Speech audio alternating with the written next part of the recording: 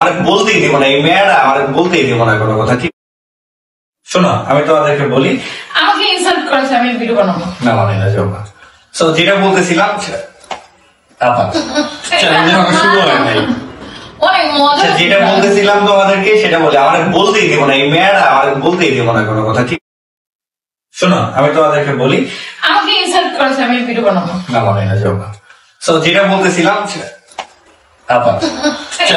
শুরু হয় নাই, অনেক মজা। যেটা বলতেছিলাম তোমাদেরকে সেটা বলি, আমার বলতেই দিব না, এই মেয়েরা আমার বলতেই দিব না কোনো কথা। ঠিক আহাদ কিন্তু রীতিমতো তিশাকে ইনসার্ট করে কথা বলা শুরু করে দিয়েছে। এই ভিডিও দেখলে আপনারা বুঝতে পারবেন যে তিশা কিন্তু বলছে আমি ভিডিও বানাবো না, তুমি আমাকে ইনসার্ট করে কথা বলছে। এছাড়া আখি কিন্তু একটা ভিডিওতে বলেছিল অনেক কষ্ট যন্ত্রণা সহ্য করেই কিন্তু ওই বাড়ি থেকে চলে আসতে হয়েছে। আখি অনেক অসুস্থ ছিল কিন্তু তার কোনো যত্ন ছিল না, সে ঠিক মতো খেতেও পায়নি ওই বাড়ি, সারাক্ষণ তিশার এও কথা শোনা লাগতো।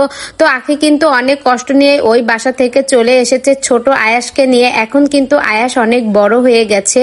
তো আখি কিন্তু বলেছে আর কখনো ভুলেও ওই বাড়িতে যাব না, প্রশ্নই ওঠে না ওই বাড়িতে যাওয়ার। আর আহাদ তো এখন থেকে আখির ছেলে আয়াসের কোনো খরচের টাকাই দেয় না, আখি তো সেটা মাফও করে দিয়েছে।